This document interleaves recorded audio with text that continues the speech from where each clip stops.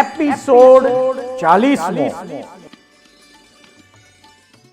જેનામાં રાગ નામનો રોગ નથી, એવા વિતરાગની કૃપાથી અનંત કાળનો રોગ જાય છે. અમૃત વાણીનું રસપાન કરાવનાર વક્તા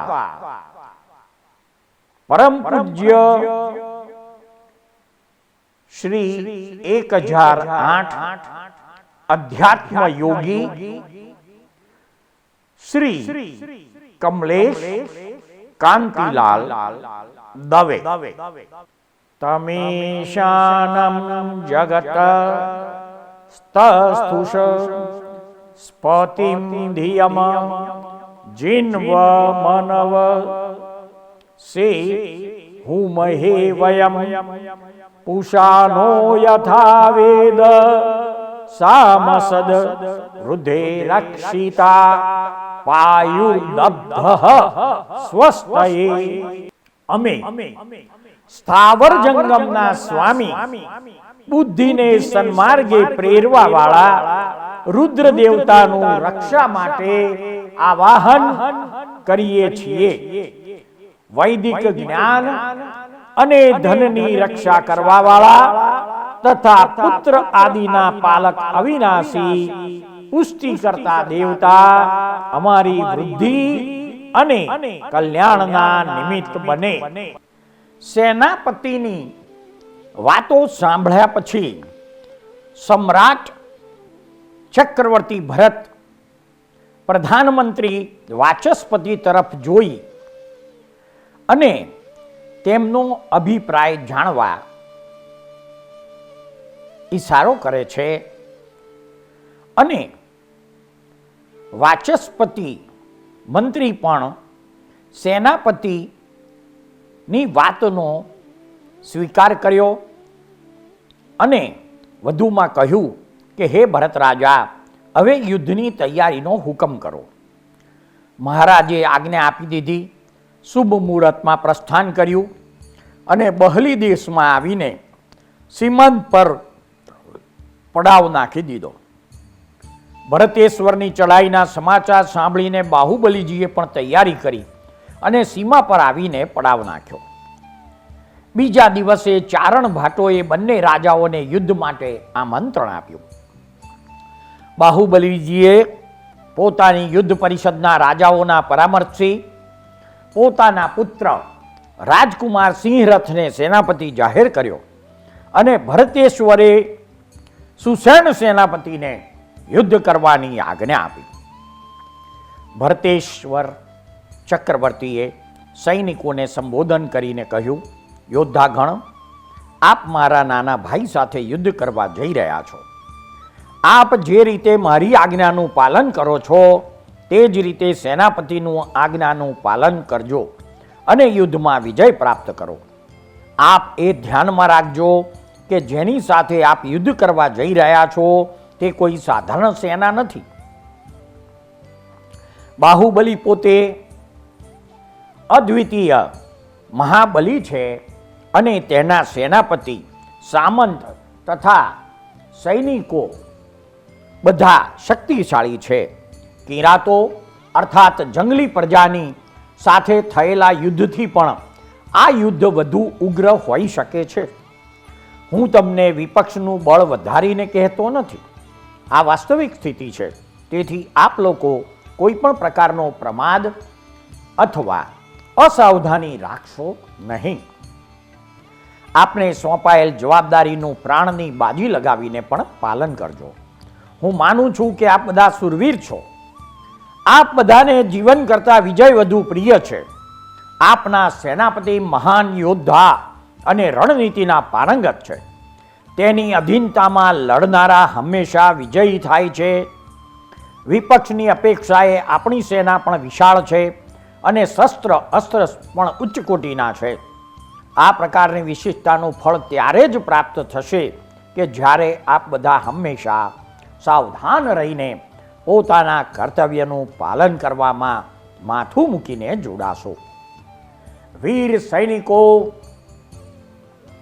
આપનું પરાક્રમ નિર્ણાયક બનશે. આ યુદ્ધ પર જ 60,000 વર્ષના પરાક્રમથી પ્રાપ્ત થયેલા વિજયનું સ્થાયિત્વ રહેલું છે. આ અંતિમ યુદ્ધ બની રહેશે અને એમાં આપનો વિજય નિશ્ચિત છે. સાહસ સાથે પ્રસ્થાન કરો અને વિજયી બનો.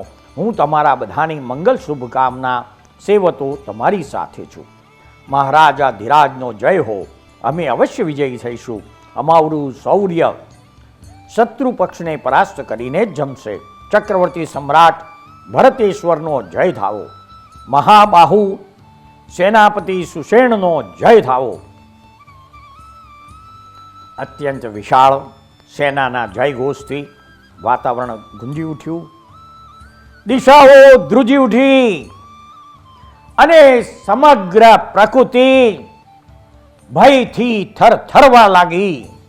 વાતાવરણની વિક્ષુબ્ધતાએ દેવોને આકર્ષિત કર્યા. તેઓએ ભગવાન વૃષભદેવના પુત્રો વચ્ચે યુદ્ધ અને લાખો મનુષ્યોના રક્તપાત થવાની તૈયારી જોઈ લીધી. તેઓ તે જ ક્ષણે યુદ્ધ ભૂમિમાં આવ્યા અને યુદ્ધ શરૂ થવાની ક્ષણોમાં જ બંને સેનાઓની વચ્ચે ઉભા રહીને કહ્યું, અમે બંને પક્ષોને મળીને યુદ્ધ બંધ થાય તેવો પ્રયત્ન કરીએ છીએ. જ્યાં સુધી અમારો પ્રયત્ન ચાલુ રહે ત્યાં સુધી તમે અટકી જાઓ અને પ્રતીક્ષા કરો.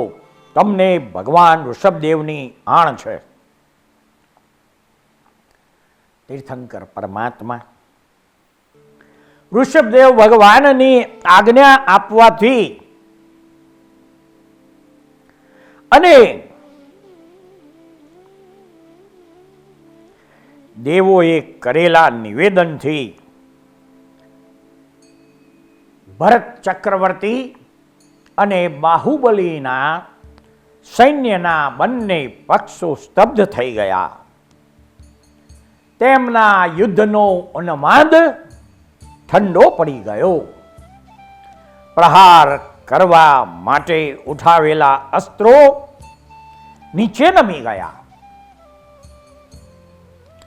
દેવોએ ચક્રવર્તી ભરતેશ્વરને નિવેદન કર્યું કે હે નરદેવ, આપ જેવા યોગ્ય તેમજ આદર્શ ઋષભપુત્રોને આ વિશ્વ સંહાર કેમ ગમ્યો? અહિંસા ધર્મના પરમ પ્રવર્તક ભગવાન આદિનાથના પુત્રો અને ભરત ક્ષેત્રના આદિ રાજાઓના હૃદયમાં આટલી ઉત્કૃષ્ટ હિંસા? કરોડો મનુષ્યોનો સંહાર કરીને પૃથ્વી, નદી, નાળા અને સરોવરોને લોહીથી ભરવાની ઉત્કૃષ્ટ ભાવના? આ કેવો અનર્થ કરી રહ્યા છો? જીનેશ્વર ભગવાનના પરમ ભક્ત શ્રમણોપાસક આપ સાચા જીન ઉપાસક છો કે પછી બધું દંભ જ છે? અરે, આપ આ શરૂ થયેલી રાજનીતિમાં જ યુદ્ધના બીજ વાવો છો તો ભવિષ્યની રાજ્ય પરંપરા કેવી થશે? કંઈ વિચાર્યું છે કે નહીં? દેવોની વાત સાંભળીને ચક્રવર્તી ભરતેશ્વર કહ્યું, આપનું કહેવું યથાર્થ છે. આપ જેવા ઉત્તમ દેવો જ વિશ્વહિતની ભાવના રાખીને સદપ્રવૃત્તિમાં સદાય મગ્ન રહો છો. તો બીજા તો પક્ષ વિપક્ષના છે તથા લડાવવા, ઝઘડાવવા અને ખેલ જોનારા છે. હે પવિત્ર આશયવાળા દેવો, હું યુદ્ધપ્રિય નથી. હું બીજા કોઈ પણની સાથે યુદ્ધ કરવા ઈચ્છતો નથી. તો પોતાના નાના ભાઈ સાથે શા માટે યુદ્ધ કરું? મને રાજ્યનો પણ લોભ નથી, પરંતુ કરું શું? આ ચક્રરત્ન સ્થાનાસીન થતું નથી. તેના માટે જ મારે વિવશ થઈને આ માર્ગ અપનાવવો પડ્યો છે. જો હું આમ નહીં કરું તો ચક્રવર્તીની પરંપરા બગડે છે, ન થનાર ઘટના ઘટે છે. આ સમયે હું ઉત્સાહ રહિત બનીને જનસંહારની ચિંતાથી આ અપ્રિય પ્રવૃત્તિમાં જોડાયો છું. આ કોઈ નિયતિનો જ પ્રભાવ લાગે છે. નહીં તો મારો ભાઈ બાહુબલી પણ આવો ન હતો. તે મને પિતા સમાન માનતો હતો. હું 60,000 વર્ષ સુધી ખંડ સાધના કરતો રહ્યો તેથી તેનો પ્રેમ ક્ષીણ થઈ ગયો છે અને તે વિપરીત બીના બની છે. હવે આપ જ કોઈ માર્ગ કાઢો. ત્યાર પછી દેવો બાહુબલીને મળે છે અને કહે છે કે હે નરેન્દ્ર, જો સમાધાનનો કોઈ માર્ગ નીકળે તો સારું જ છે, નહીંતર આ ભીષણ યુદ્ધનો ત્યાગ કરીને તમે બંને ભાઈ પોતે જ નિશસ્ત્ર યુદ્ધ કરીને નિર્ણય કરી લો. શું આપ આ વાત માનશો? દેવો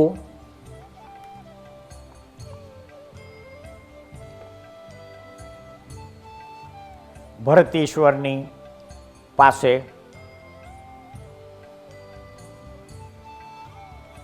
રજા માગે છે અને ભરતેશ્વર કીધું કે હા, મને મંજૂર છે. દેવો ફરીથી બાહુબલીની પાસે આવ્યા, તેમને પણ સમજાવ્યા, તેઓ ન માન્યા. પરંતુ ભરતેશ્વરની સાથે પોતે યુદ્ધ કરીને નિર્ણય કરવાની અને સૈનિકોને યુદ્ધથી દૂર જ રાખવાની વાત તેઓએ સ્વીકારી લીધી. આમ ભીષણ રક્તપાત અટકી ગયો. બંને બાજુ યુદ્ધબંધીની ઘોષણા થઈ ગઈ. બંને પક્ષના સૈનિકોને આ સમાધાન ન ગમ્યું. તેઓ યુદ્ધ કરીને વિજય મેળવવા માટે અધીરા બન્યા હતા.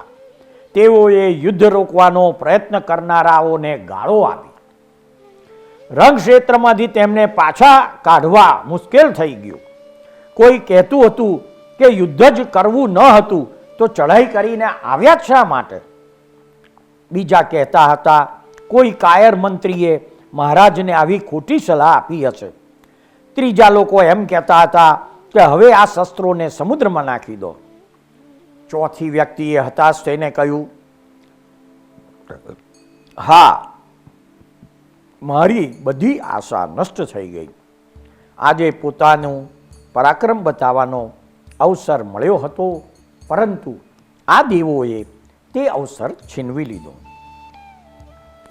પાંચમી વ્યક્તિએ કહ્યું, અમારી રણનીતિ અને યુદ્ધાભ્યાસ વ્યર્થ ગયો. હવે તેની કોઈ જરૂરિયાત જ ન રહી. આમ અનેક પ્રકારે સૈનિક ગણ પોતાના મનની વ્યથા અને રોષ વ્યક્ત કરતા હતા. પોતપોતાની છાવણીમાં પાછા ફરી રહ્યા હતા. સેનાના અધિકારીઓને માટે તેમને શાંત પાડવા મુશ્કેલ હતા. ભરતેશ્વરની સેનાના અધિકારીઓને દ્વંદ્વ યુદ્ધમાં ભરતેશ્વર વિજય બનશે કે નહીં તેમાં શંકા ગઈ.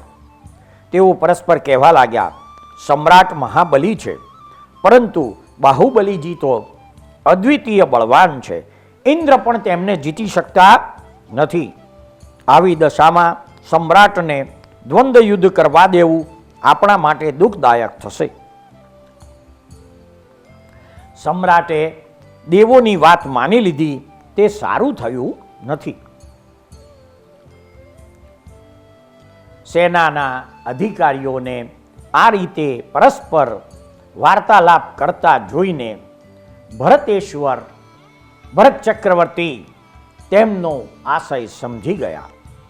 તેઓએ સેનાના અધિકારીઓને પોતાની પાસે બોલાવ્યા અને કહેવા લાગ્યા, હે વીર યોદ્ધાઓ, જે રીતે અંધકારનો નાશ કરવામાં સૂર્યના કિરણો આગળ રહે છે, તે જ રીતે શત્રુઓનો નાશ કરવામાં તમે લોકો મારાથી આગળ રહો છો. જે રીતે ઊંડી ખાઈમાં પડેલો હાથી પહાડી સુધી પહોંચી શકતો નથી, તે જ રીતે તમારા જેવા યોદ્ધાઓ રહેતા કોઈ પણ શત્રુ મારા સુધી આવી શકતો નથી. તમારા હૃદયમાં ઉદ્ભવેલ મારા પ્રત્યેની હિત ભાવનાનો હું આદર કરું છું. તમે ક્યારેય મને યુદ્ધ કરતો જોયો નથી. તમને મારા બળનો પરિચય નથી, માટે તમને શંકા થઈ રહી છે. હવે તમે બધા એકત્રિત થઈને મારા બળને જોઈ લો, જેથી તમારી શંકા દૂર થઈ જાય. ભરતેશ્વરે એક ઊંડો ખાડો ખોદાવ્યો અને તેની ધાર પર પોતે બેસી ગયા. ત્યારબાદ પોતાના ડાબા હાથ પર અનેક સુદૃઢ સાંકળો બંધાવી સૈનિકોને સંબોધીને કીધું કે યોદ્ધાઓ જે રીતે બળદો ગાડાને ખેંચી જાય છે તે રીતે આ ધાર પર ઊભા રહીને તમે બધા ભેગા મળીને આ સાંકળોને એક સાથે ખેંચો અને મને આ ખાડામાં નાખી દો. જુઓ, તમે એમ ન વિચારશો કે આનાથી મને દુઃખ થશે. આ વખતે તમારું લક્ષ્ય પોતાની સંપૂર્ણ શક્તિ લગાવીને મને આ ખાડામાં પાડવાનું જ હોવું જોઈએ. હું તમને આજ્ઞા આપું છું કે પોતાની તમામ શક્તિ લગાવીને મને ખેંચો. ભરતેશ્વરનો આદેશ મળતા યોદ્ધાગણ ઊભો થયો. તેઓએ બીજા કિનારા પર ઊભા રહીને સાંકળો પકડી અને ખેંચવા લાગ્યા. ભરતેશ્વરે સૈનિકોને ઉત્સાહિત કરવા માટે વિશેષ શક્તિ લગાડવા કહ્યું. જ્યારે બધાનું બળ એક સાથે લાગ્યું ત્યારે ભરતેશ્વરે પોતાનો હાથ થોડો લાંબો કરી દીધો. યોદ્ધાગણ પોતાના બળથી આનંદિત થઈ ગયું, પરંતુ ભરતેશ્વરને એક અંગુલ જેટલા પણ ખસેડી શક્યા નહીં. અંતે ભરતેશ્વરે એક ઝટકાથી પોતાનો હાથ ખેંચીને છાતી પર ચોંટાડી દીધો. તો સાંકળો ખેંચનારા સૈનિકો ધડામ કરતા એકબીજા પર પડી ગયા. યોદ્ધાઓને મહારાજા ધીરાજના બળ ઉપર ખાતરી થઈ ગઈ. તેમને વિશ્વાસ થઈ ગયો કે ભરતેશ્વર પણ મહાન બલાધિપતિ છે અને તેમની શંકા દૂર થઈ ગઈ. ત્યાર પછી ભરતેશ્વર અર્થાત ભરત ચક્રવર્તી યુદ્ધભૂમિ તરફ ગયા અને બાહુબલીજી પણ ત્યાં આવ્યા. સૌથી પહેલા બંને ભાઈઓએ દ્રષ્ટિ યુદ્ધ કરવાનો નિશ્ચય કર્યો. યુદ્ધભૂમિમાં બંને પ્રતિદ્વંદી વીરો શક્ર અને ઈશાન ઇન્દ્રની જેમ શોભી રહ્યા હતા. બંને બાજુના સેનાપતિ, અધિકારી અને સૈનિકો આજુબાજુ લાઈનબંધ ઊભા રહીને તેમનું શસ્ત્ર રહિત યુદ્ધ જોઈ રહ્યા હતા. સૌ પ્રથમ દ્રષ્ટિ યુદ્ધ શરૂ થયું. બંને એકબીજાને એકીટસે જોવા લાગ્યા. ધ્યાનમાં રહેલા યોગીની જેમ લાંબા સમય સુધી બંને એકબીજાને સ્થિર દ્રષ્ટિથી જોતા રહ્યા. અંતમાં ભરતેશ્વરની આંખમાંથી પાણી વહેવા લાગ્યું અને આંખો બંધ થઈ ગઈ. દેવોએ બાહુબલીનો જયનાદ કર્યો અને તેમના પર પુષ્પવૃષ્ટિ કરી. તેમના પક્ષમાં જય ઘોષ કરવામાં આવ્યો અને વિજયના વાજા વગાડવામાં આવ્યા. ભરતેશ્વરની સેનાના અધિકારીઓ અને સુભટોના હૃદયને આઘાત લાગ્યો. એક બાજુ હર્ષનો આવેગ છે અને બીજી બાજુ નિષ્ફળતા જન્ય ઘોર ઉદાસી છે. આ દશા જોઈને બાહુબલીજી બોલ્યા, આપ એ ન સમજતા કે હું પ્રયત્ન વિના જ જીતી ગયો છું. હજી તો આ પહેલું જ યુદ્ધ છે. આપ ઈચ્છો તો વાણી યુદ્ધ કરી લો. ચક્રવર્તી તૈયાર થઈ ગયા. તેઓએ ભયંકર ગર્જના કરી. જે રીતે મેઘની ભયંકર ગર્જના થાય છે અને મહાનદીમાં મહાવેગવાન પૂર આવે છે અને તેનો ગંભીરતમ અવાજ થાય છે, તેનાથી પણ વધુ ભયંકર સિંહનાદ થયો.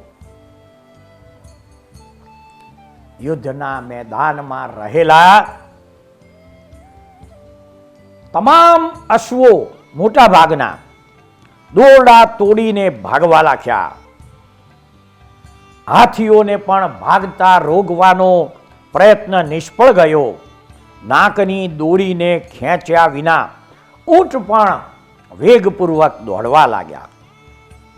ભરતેશ્વરના સિંહનાદથી મોટા મોટા સુરવીર મનુષ્યોના હૃદય પણ થડકી ગયા. ત્યાર પછી બાહુબલીજીએ સિંહનાદ કર્યો. તેમનો સિંહનાદ ભરતેશ્વરના સિંહનાદથી પણ વધુ ભયંકર થયો. આ મહાઘોષ સાંભળીને સર્પ જેવી પૃથ્વી પર ચાલતી, પેટના બળે ચાલતી આખી સૃષ્ટિ જમીનમાં સંતાવા લાગી. સમુદ્રમાં રહેલા મગર, મત્સ્ય વગેરે ભયભીત થઈને સપાટી પરથી અંદર ઘૂસીને તળિયા સુધી પહોંચવા લાગ્યા.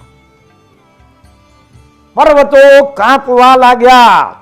મેઘગર્જનાની સાથે કડાકાથી વીજળી પડી હોય એવા આભાસથી મનુષ્યો ભયથી ડરીને જમીન પર સીધા સૂઈ ગયા. પૃથ્વી ધ્રુજવા લાગી અને દેવગણ પણ વ્યાકુળ થઈ ગયો. બાહુબલીના સિંહનાદ પછી ભરતેશ્વરે ફરી સિંહનાદ કર્યો. આમ સિંહનાદ થતા થતા ભરતેશ્વરની ગર્જનાનો અવાજ મંદ થવા લાગ્યો અને બાહુબલીજીના સિંહનાદના ઘોષ પડઘા વધતા રહેવા લાગ્યા. આમાં પણ બાહુબલી વિજયી થયા. હવે બાહુથી યુદ્ધનો વારો હતો. બંને ભાઈઓ પોતાના બંને હાથથી એકબીજા સાથે ભીડાયા અને મહાયુદ્ધ થવા લાગ્યું. ક્યારેક બંને પરસ્પર ગૂંથાઈ જતા, ક્યારેક અલગ થઈને ફરી હાથ ઉછાળતા કૂદતા આવીને ભીડાઈ જતા. ક્યારેક ભરતેશ્વર નીચે આવી જતા તો ક્યારેક બાહુબલી. બંને મહાબલીઓના વસ્ત્ર અને શરીર ધૂળથી ખરડાઈ ગયા. ઘણા સમય સુધી આ મલ્લયુદ્ધ ચાલતું રહ્યું. અંતે બાહુબલીજીએ ભરત ચક્રવર્તીને ઉઠાવીને આકાશમાં ઉછાળ્યા. બાહુબલીજીએ ફેંકી દીધેલા ભરતેશ્વર ધનુષમાંથી છૂટેલા બાણની જેમ આકાશમાં ખૂબ ઊંચે સુધી ચાલ્યા ગયા. આકાશમાંથી ભરત ચક્રવર્તીનું શરીર નીચે આવતી વખતે સેનામાં હાહાકાર મચી ગયો. આ જોઈને બાહુબલીજી પોતાને ધિક્કારવા લાગ્યા કે અરે, હું કેટલો અધમ છું. પિતાની જેમ પૂજવા યોગ્ય મોટા ભાઈ પર પ્રહાર કરતા અને તેમને અસહ્ય કષ્ટ પહોંચાડતા જરા પણ સંકોચ ન કર્યો. ધિક્કાર છે મારા બળને, ધિક્કાર છે મારા દુસ્સાહસને, ધિક્કાર છે મારી ભુજાને અને મારા આવા દુષ્કૃત્યની ઉપેક્ષા કરનારા રાજ્યના મંત્રીઓને પણ ધિક્કાર છે. આ પ્રમાણે વિચાર આવતા જ તેઓએ આકાશ તરફ જોઈને પૃથ્વી પર પડતા પહેલા ભરતેશ્વરને પોતાના હાથમાં ઝીલી લીધા. ચારે તરફ હર્ષની લહેર છવાઈ ગઈ, પરંતુ ભરતેશ્વરના હૃદયમાં ગુસ્સાની જ્વાળા ભડકી ઉઠી. તે સમયે બાહુબલીજી વિનમ્ર થઈને કહેવા લાગ્યા, હે ભરતાધિપતિ, હે મહાવીર્ય, હે મહાબાહુ, આપે દુઃખ લખાડવું જોઈએ નહીં. દેવ યોગથી હું આ વખતે જીતી ગયો છું, તો પણ હું વિજયી નથી થયો. હજી સુધી આપ અજાત શત્રુ જ છો. આપ આગળના યુદ્ધ માટે તૈયાર થઈ જાઓ. ભરતેશ્વરે ભરત ચક્રવર્તીએ કીધું, મારી ભુજા મુષ્ટિ પ્રહાર કરીને પાછળના દોષનું પરિમાર્જન કરશે. એટલું કહીને ભરત ચક્રવર્તીએ મુષ્ટિ ઉઠાવી. તેઓ બાહુબલીજી તરફ દોડ્યા અને બાહુબલીજીની છાતી પર જોરદાર પ્રહાર કર્યો. પરંતુ બાહુબલીજી પર તેનો કોઈ પ્રભાવ ન પડ્યો. તેઓ પૃથ્વી ઉપર અડગ જ રહ્યા. ત્યાર પછી બાહુબલીજી મુષ્ટિ ખેંચીને ભરતેશ્વર પર તૂટી પડ્યા અને તેમની છાતી પર મુક્કો માર્યો. આ આઘાત સહન ન થતા ભરતેશ્વર ચક્રવર્તી મૂર્છા ખાઈને જમીન પર પડી ગયા.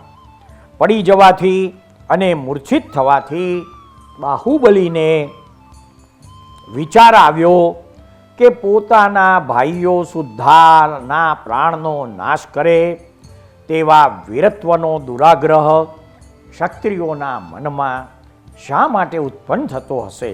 જો મારો ભાઈ જીવતો ન રહે તો મારે જીવીને પણ શું કરવું છે? આ પ્રમાણે ચિંતા કરતા અને આંખોમાંથી આંસુ વહાવતા બાહુબલી પોતાના ઉત્તરીય વસ્ત્રથી જમીન પર મૂર્છામાં પડેલા ભરત ચક્રવર્તીને હવા નાખવા લાગ્યા. થોડી વારમાં ભરત ચક્રવર્તી ભાનમાં આવ્યા અને ઉઠ્યા. બંનેની દ્રષ્ટિ મળી. બંને ભાઈ નીચું જોઈ ગયા. વાસ્તવમાં મહાપુરુષોનો વિજય અને પરાજય બંને શરમાવે તેવા હોય છે. ભરતેશ્વર થોડા પાછળ હટ્યા, દંડ ઉઠાવ્યો અને બાહુબલીના મસ્તક ઉપર જોરદાર પ્રહાર કર્યો. આ પ્રહારથી બાહુબલીનો મુગટ તૂટીને ચૂરા ચૂરા થઈ ગયો. બાહુબલીની આંખો બંધ થઈ ગઈ. થોડી વારમાં આંખો ખોલીને તેમણે પોતાનો દંડ ઉઠાવ્યો અને ભરતેશ્વરની છાતી પર જોરદાર પ્રહાર કર્યો. આ પ્રહારથી ભરતેશ્વરના સુદૃઢ કવચના ટુકડે ટુકડા થઈ ગયા અને તેઓ વિહોળ બની ગયા. સાવધાન થઈને ભરતેશ્વરે ફરીથી દંડ ઉઠાવ્યો અને ફેરવીને બાહુબલીના મસ્તક ઉપર જોરથી ફટકાર્યો. આ પ્રહારને લીધે બાહુબલી ઢીચણ સુધી જમીનમાં ઉતરી ગયા અને માથું હલાવવા માંડ્યા. થોડી વારમાં તેઓ જમીનમાંથી બહાર નીકળ્યા અને એક હાથમાં દંડ લઈ ઘુમાવવા માંડ્યા. દંડ ઘુમાવતા ઘુમાવતા ભરતેશ્વરના માથામાં ફટકાર્યો. આ પ્રહારથી ભરત ગળા સુધી જમીનમાં ખૂપી ગયા. ચારે તરફ હાહાકાર થઈ ગયો. ભરતેશ્વર બેભાન થઈ ગયા.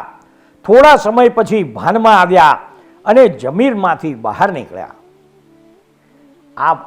આ પ્રમાણે હાર ઉપર હાર થતી જોઈને ભરત ચક્રવર્તીએ વિચાર્યું કે હવે મારી જીતની કોઈ શક્યતા નથી.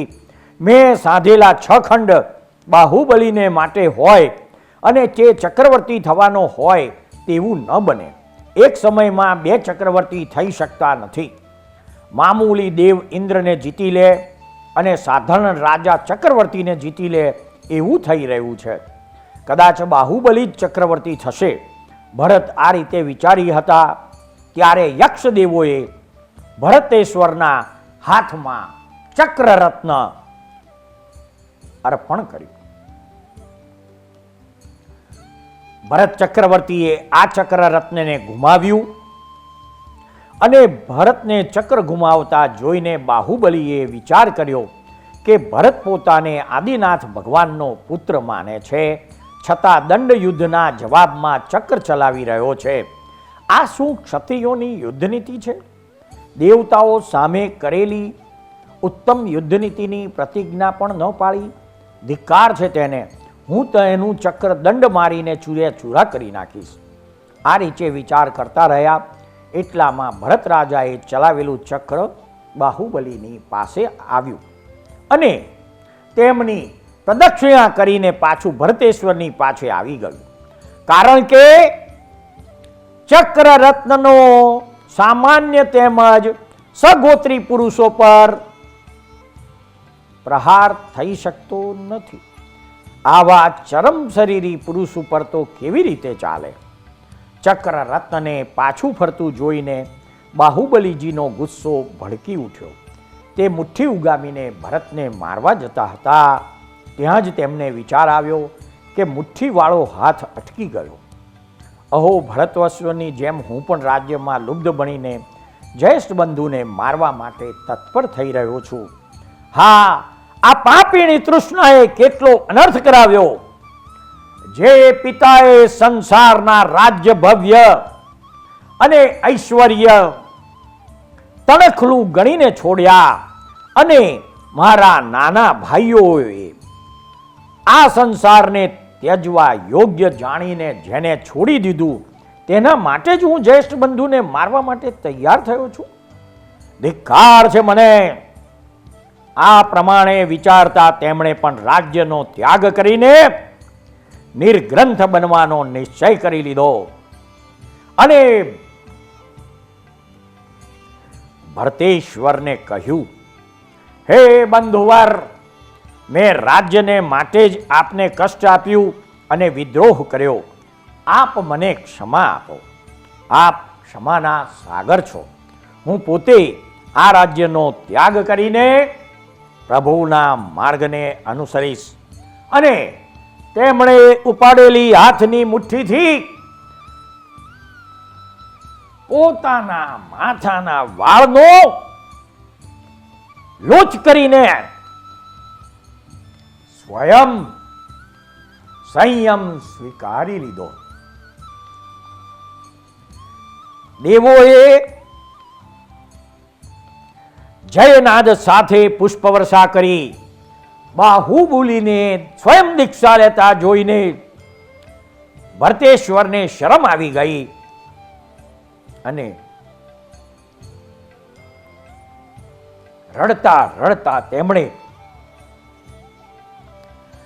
પોતાના નાના ભાઈ બાહુબલીના ચરણોમાં નમસ્કાર કર્યા. તેમણે વિરક્ત ભાઈના ગુણગાન કરતા કહ્યું, મુનિવર,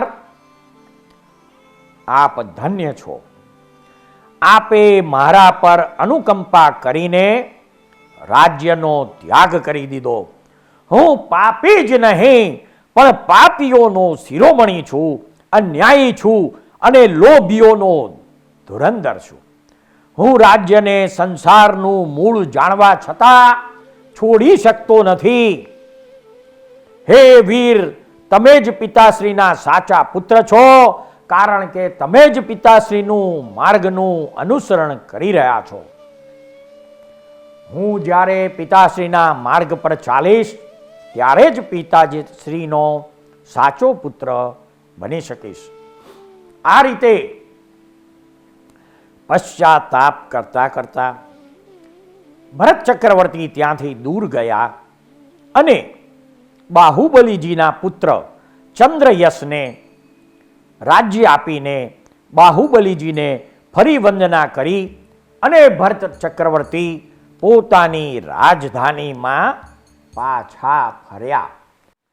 સૃષ્ટિના અદ્ભુત રહસ્યો નામાભિધાનથી અલંકૃત થયેલી સિરિયલના એપિસોડમાં રજૂ થયેલી વાણીને શાંતિથી ધીરજપૂર્વક સાંભળનાર પ્રત્યેક શ્રોતાનો તથા આ સિરિયલ નિહાળનાર પ્રત્યેક દર્શકોનો અમો સાચા અંતસ્કરણપૂર્વક આભાર માનીએ છીએ. જય સચ્ચિદાનંદ.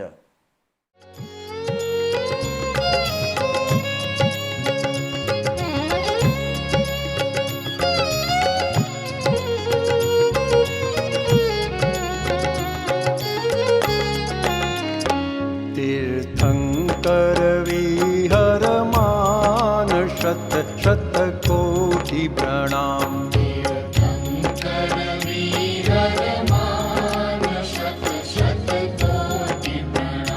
जय कुल्ला केवल ज्ञान.